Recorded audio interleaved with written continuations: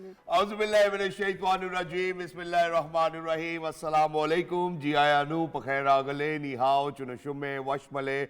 Ohaya gozaimus. Guten Morgen. Hola boyo privyet kaifa hal. Hale shuma chatore. Ahlan wa sahlan marhaba. Buna mucho gracias. Swabia bhalli kare aya. Hoş geldin and ayo saya khuyamora chivato chi hal jot kali mera khairutan.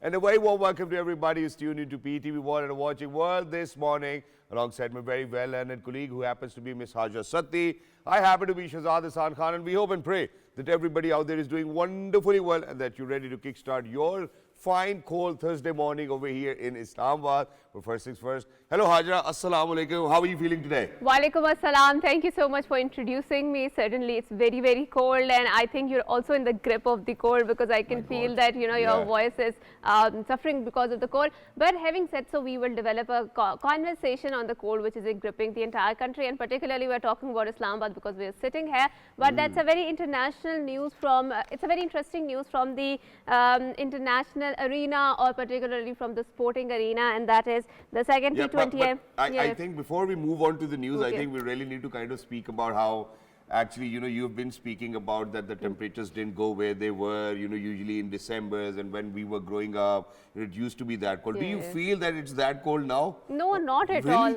I mean, it was 2 degrees. Just imagine that last night I was driving back from Peshawar to Islamabad on motorway, and the car actually shared a notification saying that the temperature has dropped significantly low, so please make sure that you drive carefully because the roads might be frozen. And I was like, okay, and then I checked the temperature, it was somewhere around 3 degrees centigrade, and I was like, wow. I think we came back to those times where we were cherishing, probably I think a few days ago as well. But while we are at it, I think what we really need to kind of do is that we really need to kind of check up on the weather updates, probably in different parts of the country. And to do that, ladies and gentlemen, we're very lucky that we have been joined by Dr. Sardar Sarfaraz, who happens to be the Chief Meteorologist, Pakistan Meteorological Department. Assalamu alaikum, Sardar Saab. Good morning. How are you? Walaikum assalam. Thank you very much. Thank you so much. It's an absolute pleasure hosting you. So, Sardar Saab, we've seen that the temperature has plunged in the northern part of the country, in Islamabad particularly. So, what is the situation of the rainfall, and especially for the farmers out there, because rain is very, very essential to their farming. So, please tell us. Thank you very much for having me on your show. Unfortunately, there is no significant rain in any parts of the country except extreme north of KP and then GB. Over there, we have received just somewhere it is drizzle, somewhere it is very light rain, and somewhere over the mountains it was very, very light or slight snow. Otherwise, completely cold and dry weather all over the country is prevailing. As you were mentioning, that is even in Islamabad, temperatures have plunged to minus. Today it was -1. Today it was 0. Yesterday it was -1. So I mean, up to 0 and below 0 temperatures you are receiving in.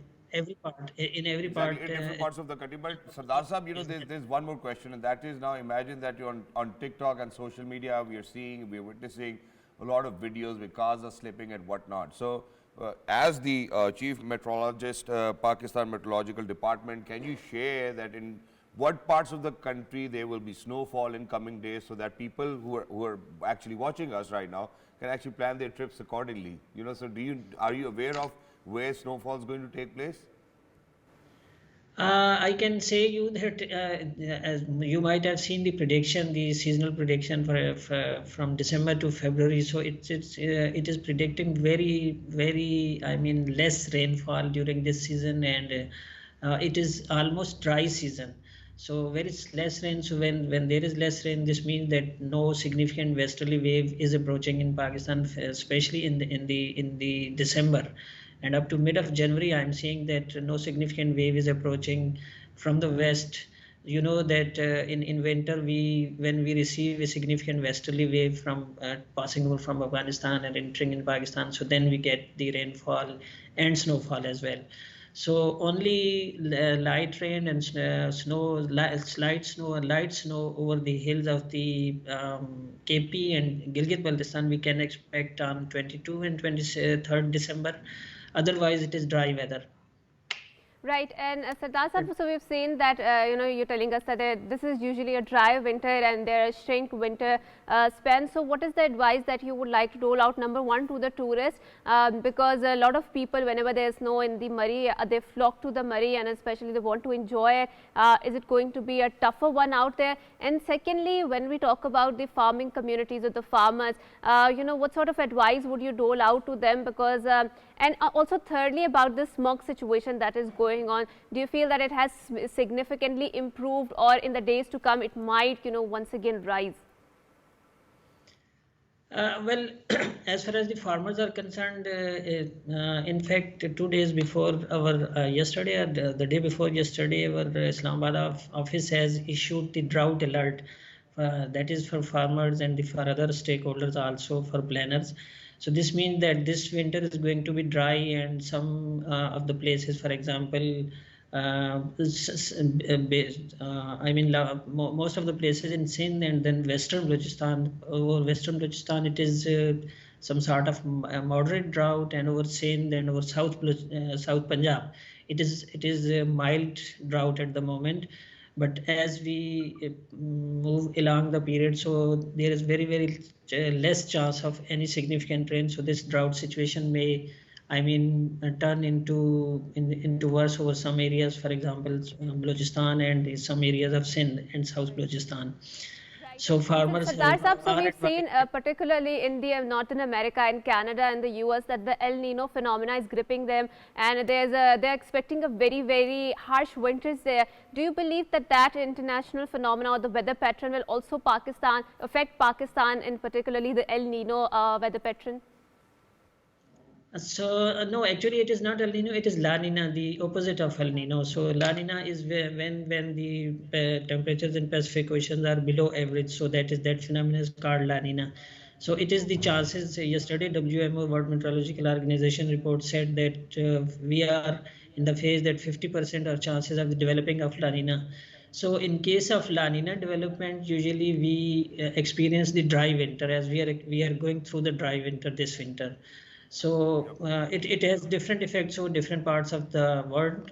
Somewhere it is, the Southeast Asia, that place will have the more rains, and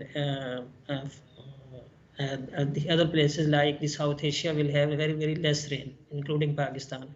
So that effect. And Sardar Sahab, while you are actually highlighting, how the weather patterns are internationally, may I ask that, because for over here, people in Pakistan, we've always experienced cold weather till the end of May, probably, I think, or probably not even May. I think last summer was a bit extended, but when we speak about the last winters, that was extended as well.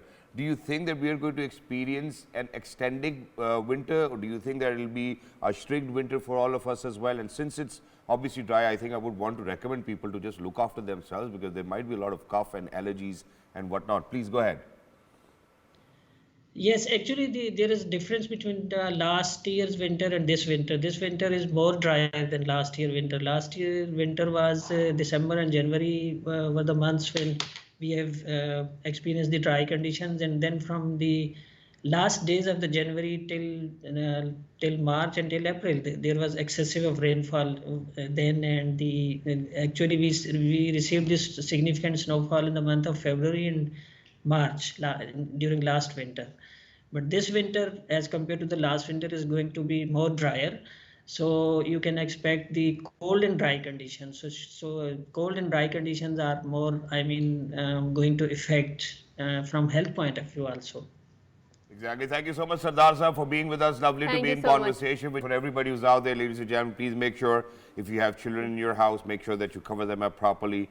Koi nange pav nahi ghum sakta hai. I think that's one of the most concerning impact people or parents will have on their children as well. So please make sure that you look after. But Hajra, if we are to talk about winter, see, winters do have a bit of romanticism to itself. So you will sit down right next to your heater, probably read a book, probably a bit of poetry and whatnot. Eat maltas and muphallis, and that is very staple of Pakistani winter. But we will talk about winter, we will develop a conversation. But before that, I think it's a very interesting development. The second T20I match between Pakistan and South Africa will be played on Friday actually, and the South Africa has a 1-0 lead in the 3-match series. In the first match played in Durban, South Africa won by 11 runs.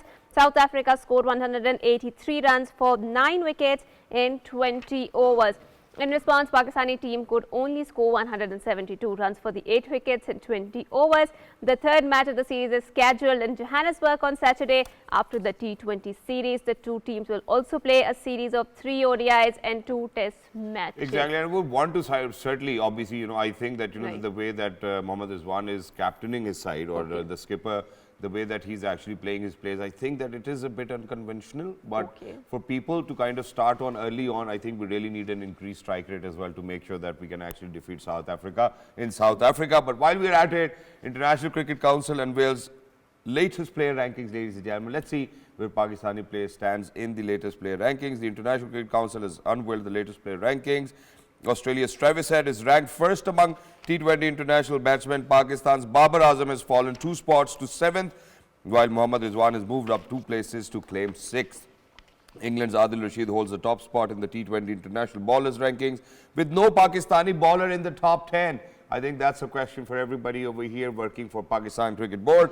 In the ODI rankings, Pakistan's Babar Azam remains at number 1 with 800 points. India's Rohit Sharma is in 2nd place, followed by Shubman Gill in the 3rd and Virat Kohli in the 4th. Afghanistan's Rashid Khan is ranked first among ODI bowlers, with Pakistan's Shaheen Shah Afridi in 2nd. And in a very interesting development, so 5-year-old Sufyan Masood breaks the world record, and he is a martial artist. He broke the world record of the India's with the India world record for knee to elbow strikes. India's Zohra had landed 54 strikes in 30 seconds. Wow. Wow. Sufyan Masood has set the record by landing 79 strikes in 30 seconds. Pakistan's 5-year-old martial artist Sufyan Masood broke India's Guinness World Book of Record, and quite a energetic child. Alhamdulillah, and congratulations Sufyan for doing this and for making a world record, that too at a younger age. But I think let's go back to the conversation where Shahzad was associating winters with the romanticism. I think generally in South Asian culture, the romanticism is often associated with the barish, because there's so much poetry about the barish and this and that, because we experience such a scorching summer that whenever there's a rain, we really eulogize it. But I think winter season has its own charm, has its own allure in South Asia. It has its own feeling. It has its own ambience to it. It has its own musk to it. I mean, I don't know. Or vibe to it as well. And while we speak of winters as well, I think there's so many poets who've actually written about, December as well. For example, Ibrahim Uluk actually sang Biga Biga Sa Ye December. So I think that romanticism is actually on spike whenever it's winters as well. Khush tha December because there is no rain happening. And a lot of people who are actually single are looking forward to get married, I think, in winters. I think that there's something about it as well. But while we're at it, obviously we're going to speak about the impact of poetry on our younger generation. But while we do it, ladies and gentlemen, I'm really lucky that I've been actually joined by one of my teachers, guiders, mentor, my confidant, who actually always appreciates, he's a wonderful guy. And how I'm going to introduce him is with a couplet as well, so which is why I'm going to share it for everybody who's out there. तेरे दिल में मुझे ऐसी उम्र कैद मिले, तेरे दिल में मुझे ऐसी उम्र कैद मिले, थक जाएं सारे वकील, मुझे जमानत ना मिले. Ladies and gentlemen, Mr. Amin Kunjahi, Assalamu alaikum sir, good morning, how are you? Walaikum salam, and it's a very good to see you. Likewise. After some time, and also thank you so much. You too. So let's kickstart a conversation. You want to talk about the Urdu poetry. There were so many facets about the Urdu poetry. I mean, its current condition versus the very rich, vibrant literary heritage that we had. Where do you see this entire development and compare and contrast the two? Hajra, it's I think the youngsters are reading the literature.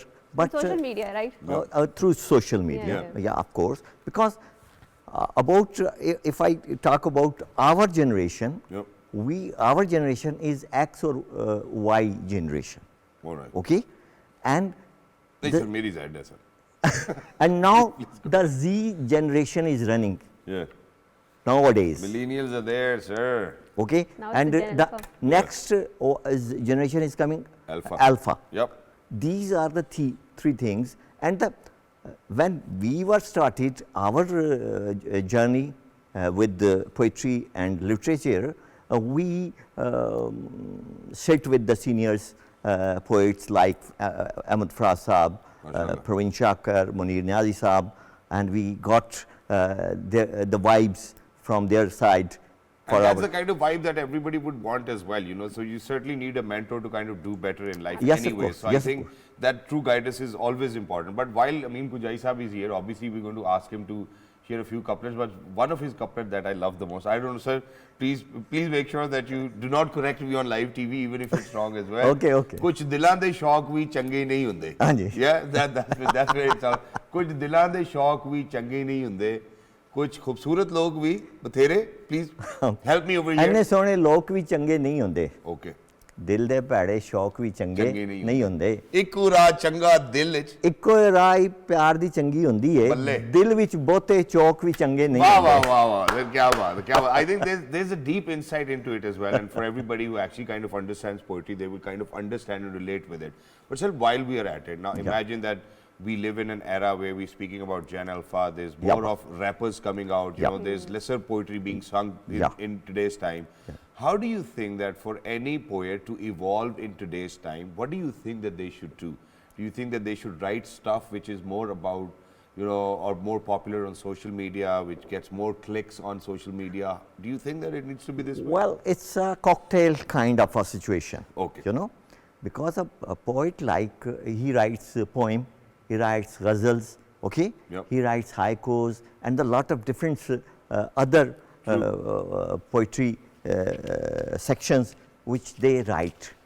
But it's depend upon the listener. Okay. Where being a poet, I want to need a youngsters who like you, who listen my poetry, and now I use social media through FB and through Instagram and the other TikToks to reach the younger generation. But sir, it's certainly going to come back to the poetry, yeah, but I think we also need to analyze whenever we talk about the poetry, the connection between the poetry and the cinema. So we see a lot of time when the poetry is flourishing it because of the performing arts or generally the arts, right? But we do see that in Pakistan, the cinema is not doing that well, right? Movies are not made, you know, and the content or the quality of the content is not very high. So in this entire scenario, I mean, there is a social media out there, but I do feel that it has lowered the quality of the content, right? How do we grapple with this situation or deal with this dilemma? And I can give you an example, sir, with the film industry. Now imagine that for any film, music will always do better. You know, if the music is a hit, you know, the film is a hit. Imagine if we are going to listen to songs like where Gujra, where Manji de vich what a nonsense. So generation alpha kya karegi? Well, you are quite right, and because in our film industry and our subcontinent cinema, the music is the #1 key for the films for hitting the films and super duper due to our music. Exactly. But nowadays, and the poetry. But nowadays, you told sir, me. koi poetry share kare sir. Acha, poetry share kar. It's Urdu or Punjabi. Punjabi sir. Let's do Punjabi. Whatever feels natural to you. ये वस बड़ा बेवस वाह वाह कि वस नहीं चलता है वस बड़ा ये वस बड़ा बेवस कि वस नहीं चलता है मैं की करा मैनू दस कि वस नहीं चलता है और मैनू चढ़ी इश्क दी कस कि वस नहीं चलता है कदी साडे नाल भी वस कि वस नहीं चलता है मेरी होगी ये हुण बस कि वस नहीं चलता है. That's wonderful, and thank you so much, Amin Saab, for being here, for having this wonderful conversation, and for wonderful cross-pollination of Urdu Shairi. And certainly we do have this, you know, very vibrant culture, especially coming from the Mughal court, where there used to be a lot of these Shero Shair, and they used to patronize these poetry. But Amin Kunjahi Saab, one last question before I wrap up. So, you know, how do you see that evolution of, you know, the courtiers having the poetry, and that was a very vibrant time in terms of the performing arts. And now when we see it on the social media, a lot of people are doing it, but do you think that's encouraging because it is giving a voice to a lot of voiceless people? Well, one thing I told you, due to the content of the poetry is going below the standards nowadays, because our new generation have no study about our classical Urdu poetry or Punjabi classics poets. But they're not interested in They it. are not interested, and even they don't have know the names of our classics. True. And it's a very, very, I think, not a But good. Amin sir, the way they are introduced to younger generation, I mean in our Urdu books, I mean that is not a very fascinating way to step into the poetry, right? Because the kind of I don't know, the poetry that was coming, I was never very fascinated by it. Do you think there is a need to restructure even our Urdu books in a school curriculum to attract more Yes, people of towards course, there? of course, it needs, because it's a very key. And for instance, now imagine, sir, you know how Romeo and Juliet are actually being introduced, how it is, you know, Oh, yes, now of course. kids are being picked up to play the character in theaters as Yeah, well, yeah, how yeah. Harry Potter, you know, has been introduced to them. Yes, So I think the literary part of it really needs to kind of Yes. make sure that they put up some good work as well, Good. where it is very appealing for the children. But sir, while we're at it, do you think that Urdu literature's theme of love and relationship can help younger people navigate the modern rishta system or modern dating? Oh, or how it is? well, I firm believe on this. And one thing I told you, nowadays the Rishta system is going into the universities nowadays. Okay. Every student, female or a male, boy or girl, they make and take their decisions in the universities. And then they told their mommy, Abba daddy, ji, I think Abba ji, parents- kudi manu pasand hai, now I go for a. And sir, I think that, you know, that children these days have actually made it very simpler for yes, their of course. parents. You know, because That's now, you know, they can express, you know, there was a time when people, you know, for example, you were never able to express your father, ki, you know, you I love somebody never, or not. and one thing I am told you, because of my disability, I have so many loves affairs, but it's only a one way. तो sir बनेरे पे चढ़ के पतंग नहीं ना उड़ानी थी ओ यार, उसने पता नहीं उड़ा रहे थे छत पे खड़े होके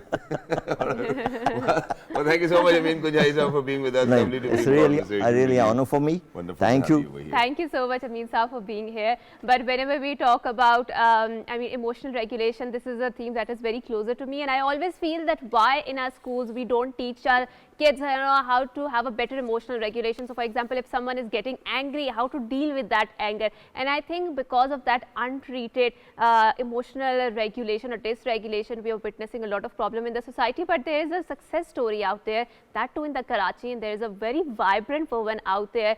She's making sure that she is enrolling children with their primary caregivers, and usually the primary caregivers are mothers. So she has started this program where she's also enrolling the mothers with the students so they can have a comprehensive sort of an education. And not just that, she has a very comprehensive program where she's also talking about the healing. And whenever we talk about healing, she has incorporated the modern psychology into it, for example, the inner child healing. So in order to talk about that venture, Kiran Foundation is doing wonderful work, not just in the domain of the education, but in a lot of other domains. We are very glad that we have been joined by the CEO of the Kiran Foundation. She is Zohra Jabeen. Omar, assalamu alaikum Zohra, and thank you so much for joining us. Walaikum assalam. Thank you so much for having us. It's a pure pleasure. Thank you. Wonderful job, you know, for us to kind of get to know that, you know, that you've established a school which is one of its kind as well, where a child with trauma or a mother can actually come, you know, get education, feel inclusive as well. How did you come across this idea? This is a fabulous idea. Okay, so I wouldn't want to take any inch of this credit at all. I'd be very honest. Mrs. Sabina Khatri, जो कि हमारी founder हैं, chairperson भी हैं Kiran Foundation की, she's the one who we owe all of this to. This actually transpired back in 2004 when she started coming to Liari. And that was when she realized that it was time for her to work on a curriculum that would be a kind of a trauma-informed system. At that point in time, she was not really clear what she was developing. But then years later, her daughter, when she got her education in psychology, Sarah, she came back and then helped her put the system entirely in a curriculum. So when you spoke about emotional intelligence and regulation, our preschool children, I was kind of smiling in my heart. Alhamdulillah, our preschool children are taught from day one more on how emotional regulation works. So सुबह में जब वो आते हैं school तो उनका सुबह में एक सर्कल टाइम होता है, सर्कल टाइम करते हैं तो इमोशंस की रिकग्निशन और ये बताना कि वो कैसा महसूस कर रहे हैं. हमारा पूरा प्रोग्राम जो है all through from preschool up to matriculation works through the lens of mental health. तो मिसेस खत्री का ही सारा ये है, and we are just trying to add our mini 2 cents to keeping this all together. Zohra, I'm really impressed. Thank you so much for saying that. Thank you so much for working on this aspect. That should be very essential. We should have been taught, but we were not taught. I think we were taught with the best of the knowledge that was available at that time. But now we are seeing that there is a lot of work going on the healing, on expressing emotions. And certainly I would want my children to get enrolled in such sort of a school where they are being taught the emotional intelligence. But now let's venture into another aspect of it. You know, what was the idea behind enrolling the primary caregivers with the children too, right? So, you know, how does that entire venture work? Are the mother also attending the classes? And aren't you sort of developing a rather codependency on the mothers of the child with them? So how does this entire thing work? Okay. So that's a brilliant question, and I'm sure I'd be able to explain that in core detail. Why? Because the vision with Mrs. Khatri has always been one. जब भी बात होती है बच्चे की development की या उसकी पढ़ाई की या उसकी growth की, तो she was always a mother herself who noticed the fact कि स्कूल में महीने में एक दफा बुलाते हैं पेरेंट को, माँ को या बाप को जो केयर गिविंग एडल्ट है, तो वो जो गैप आता है with the child growing in terms of learning experiences, माँ और बच्चे के बीच का गैप, केयर गिवर और बच्चे के बीच का जो गैप है, that's been something that has been always on her mind that she did not want to have. जब वो 2004 में लियारी आई थी, उन्होंने रिसर्च करना शुरू किया था. ये वो टाइम है जिस वक्त बहुत सिवियर गैंग वॉर वाले टाइम्स थे. आप लोगों को याद होगा that this has been an area that has been under severe civil disturbances. तो उस टाइम पे she, during her research on the streets, she recognized Zohra, can we request you to please say it in English, because we are reaching our English-speaking audiences out there. So you're doing a wonderful job. So please go ahead. We're all ears. We're listening to your story. Thank you so much for letting me know. I thought this was a bilingual aspect, which was why I was incorporating Urdu, but that's perfectly fine. So basically, it was then that she realized, and she wanted in her heart actually, as a mother herself to 3 beautiful children, that she wanted to create a system that would ensure that the mother gets to come with the child and connect here. So it's not just the mother. Usually what happens is, within our culture, mother usually in most of the cases is the caregiving adult, right? But there are a lot of cases where there are fathers as well. So thus, that's how the system works. And this is the vision behind it, that there shouldn't be a gap, any sort of gap in between the child developing, learning with time, and also especially with the caregiving adult. So yes, we have a system. In addition to this, there's one very important aspect to it, and that is that imagine that, if right at the moment when the students actually come in, the first exercise they'll do is to regulate their emotions. What is it that the school does specifically, or the teachers or the caregivers do, that help them regulate their emotions? Because I think that this technique needs to be out there for the world as well. Because me and Hajra, at times we can struggle, even adults can struggle with emotional regulation at times. Absolutely, I can assure you of that, because I'm one of those adults, and yes, we do. And so so when our kids, for example, come in the morning, for instance, the day starts with them deciding how they want to be greeted by their teacher. So if I'm inviting all of you to come see our campus and meet our children. So we have so this is preschool, the Ibtidai school, and we have a plank outside the class where the child can choose and select the action of how he wants the teacher or she wants the teacher to greet him or her. That's a hug or a clap or a high five. So basically, these are little things that have been incorporated, like the peace corner in class, where children in class, if they don't feel like listening to the teacher anymore, can take a break and go down and sit in the peace corner that has its own rules.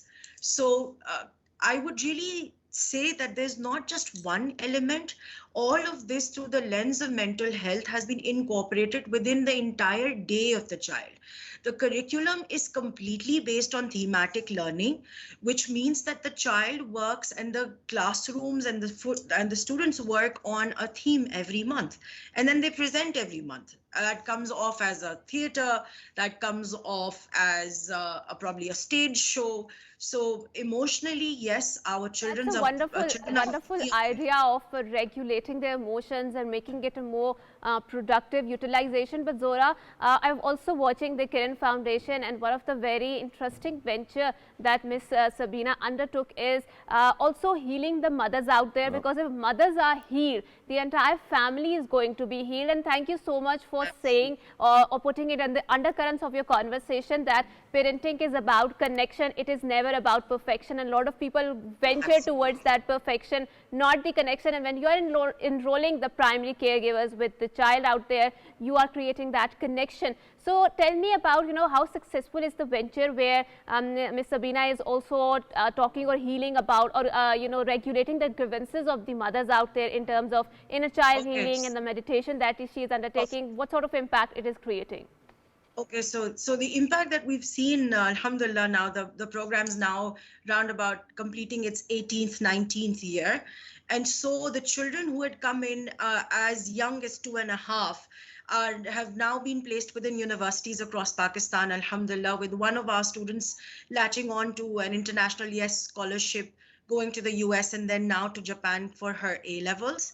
And also when you talk about the mothers, yes, everybody's question has always been the same to Mrs. Khatri of how do you really engage them? So when we're looking at their curriculum, when the children come to school, yes, they come to school at least 4 days a week as well.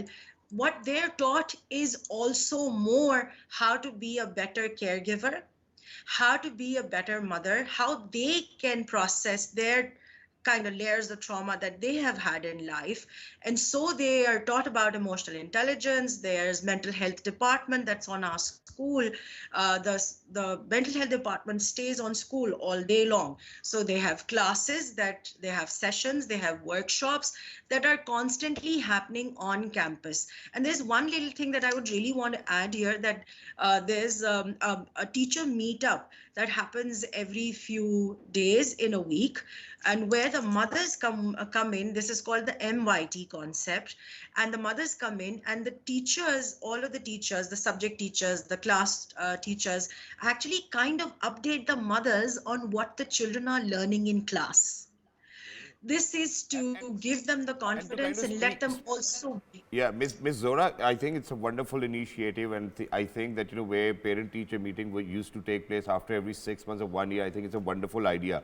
But I mean, talking about the foundation and the school, do you think that, that as much importance is given to the emotional well-being or mental health of the children, that the teachers are even looked after?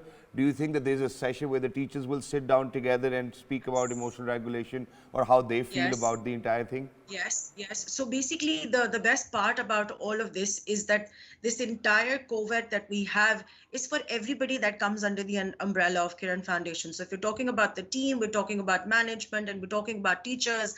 Teachers also get a self-reflection time every day once they end the day with the children. So the teachers stay back, they meet with their coordinators, and then they do self-reflection time. So the reflection time is the time where they get a chance every day to connect with their coordinators, with their seniors, with the principal, and also do all of these little things that they need to do to calm themselves down. Wow. Right, and thank you so much, Zohra, for such a wonderful conversation, for doing such a wonderful venture. I'm really in awe of, how you're making sure that kids are being taught the emotional regulation, which is the need of the hour. And I think this is one thing that our schools need to be proficient on. And I think you have taken this initiative. A lot of schools will follow after you. Exactly, and I think they really need to kind of do this as well, because you guys have actually paved the way. But while we're talking about emotional regulation, mental well-being, your mental health, December, romanticism, poetry, obviously, music will always help you calm yourself down. Probably calm yourself down, feel more energetic, because I believe that whatever kind of music that I'm going to play early in the morning will set the tone for my entire day. And that's exactly what happens, which is why, ladies and gentlemen, we're very lucky that we've actually been joined by one of the most amazing, very popular, very well-known, amazing gentleman who happens to be a musician. You know, he happens to be an actor, he happens to be a host. I mean, he does it all. He's an entrepreneur, but today he's actually filling in the shoes for a singer we know as Alamdar Khan. Hello, assalamu alaikum, Sange Pira. Assalamu alaikum. How are you yourself?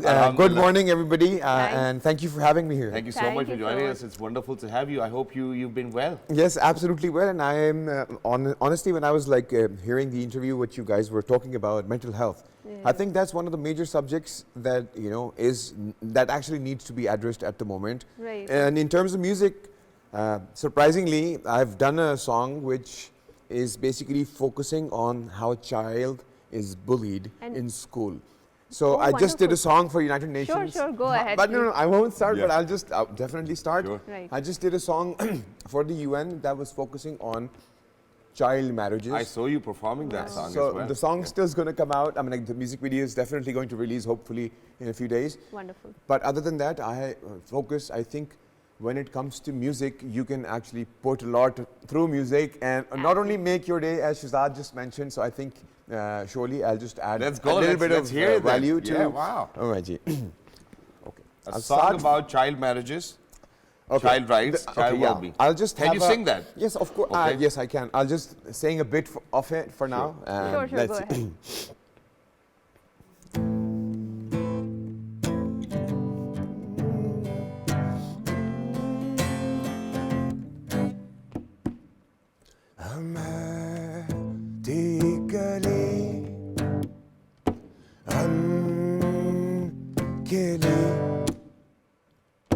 शाख से जुड़ी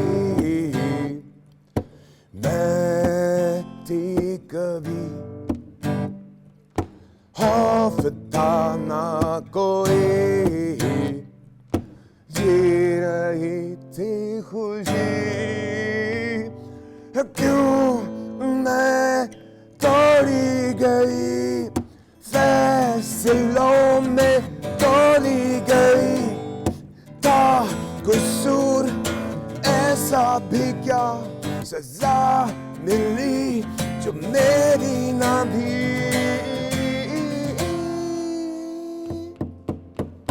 अब बोलो तुम बोलो आवाज को उठाओ कुछ बोलो Wow, yeah, that's fantastic. And I Wonderful. think, you know, with music, with films, with dramas, with programs on television, or probably on social media is where the actual change lies. You know, if once we start to speak about all of these things, only then we will actually create that narrative, and then things will start to happen as well. But while we're at it, Alamdar, I would want you to kind of shed some light on the current trends of our music industry. See, our music industry has done wonderfully well. Absolutely. The world knows it. You know, maybe people across the border, maybe Spotify, yeah. anywhere, I think we have done phenomenally well. Right. But imagine that where Atif Aslam used to be the most streamed artist, Now it's Talha. Talha Anju. I know, absolutely.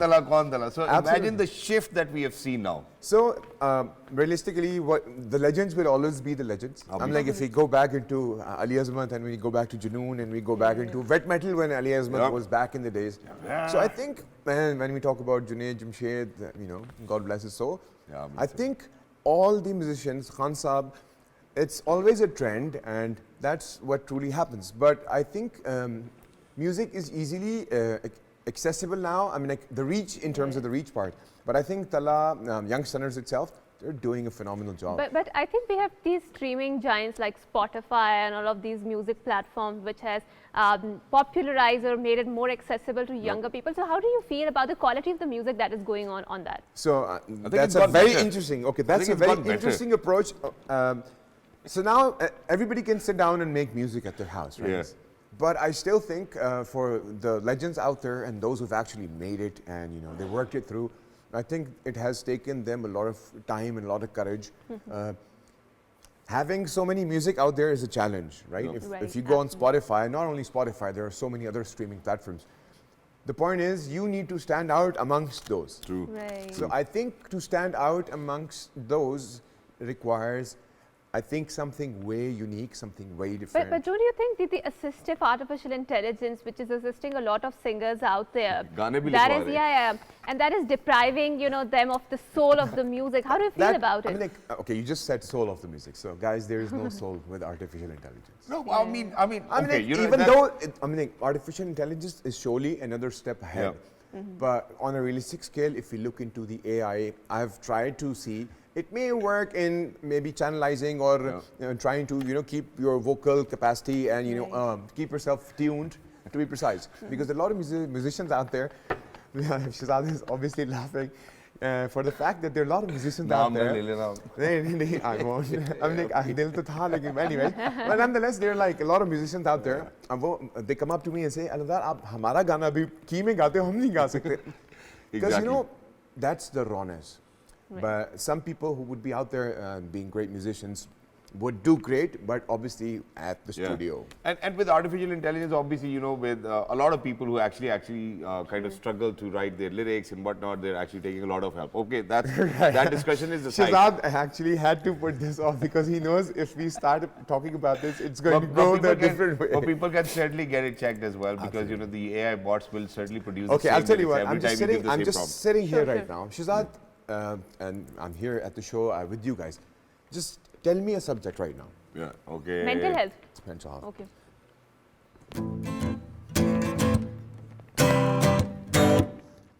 I don't know how I feel.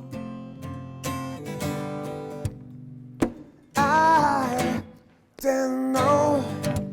Did you see my pain? That's driving me insane. I got a brain. I need love and all the tears and the fears and the Lord up above. Wow. I mean, prompt to there and then. I mean, that's the rawness. That's the unique selling point for but any obviously artist. AI won't do that. Exactly. AI might not do that as well. And I think, probably, obviously, you're a purana chawal. Come on. I mean, we cannot imagine. I've come a long way. I'm sure, when I was like born, he was there, obviously. Obviously, I was there, which is why we have an uncle-bhatija relationship. Why we're at it. Now, imagine the technique has been really different. Imagine that Tala Anjum has actually released 70 songs in a year, and that's not AI, that's not no chatbot. That's raw he art. himself That's raw art. Writing That's what I'm saying. and singing. I personally think that's why he stands out. I think the musicians right now need to stand out. Let's be honest. Okay, so there's so many songs in terms of my originality. And I'm like kind of releasing a lot of songs. I have had dreams of songs and I've made those. Wow. I've just written this one. I'll just make sure you guys listen. So it's more like the praise to Allah Almighty. Please, and let's go ahead. So, go ahead. and it just happened. And I just woke up at night and I made this. And I didn't write anything. I just woke up and did this, okay?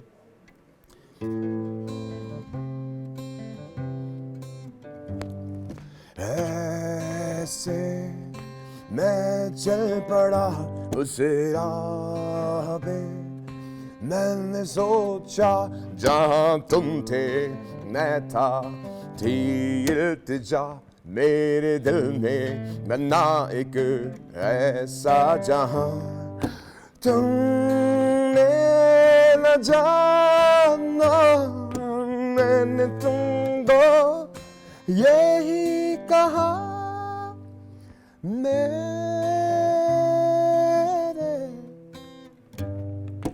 दिल में है क्या वही खुदा मुस्कुरा मेरे खुदा शुक्रिया. Wow. Wonderful. I mean, so imagine that you're so blessed with talent that Alamdar, that you've been actually dreaming about the music that you actually produce and sing. I think it's wonderful, and it's always amazing to have you on the show as well. So very quickly, before we actually kind of wrap it up, what would you like to say for people who actually, or children who want to be musicians these days? They follow Bohemia, they follow youngsters. Yep. I mean, there's hardly anybody who's coming up singing Rahat Fateh Ali Khan songs. Absolutely true. And if you talk about myself, even myself, you have your specific genre in terms of how you sing. True. I can rap, but that's not my core genre. In terms of the children out there and the youth out there who actually want to do something, is use these situations and the products that you have to be the best version of yourself. Just be true to yourself. I know it's a hard journey for the kids. It's so hard right now because they, I think, are somehow deprived of love. We had probably a different time and different ball game, but I think for the children out there and the youth out there, I think you guys are beautiful. Never forget that and keep up the great work and never, never, ever, ever give up. Right, Wow. and thank you so much for these concluding remarks. This was a beautiful message, and we are wrapping up our program. Until next time, it's a goodbye. Allah Hafiz and good morning. Bye. Look after yourself.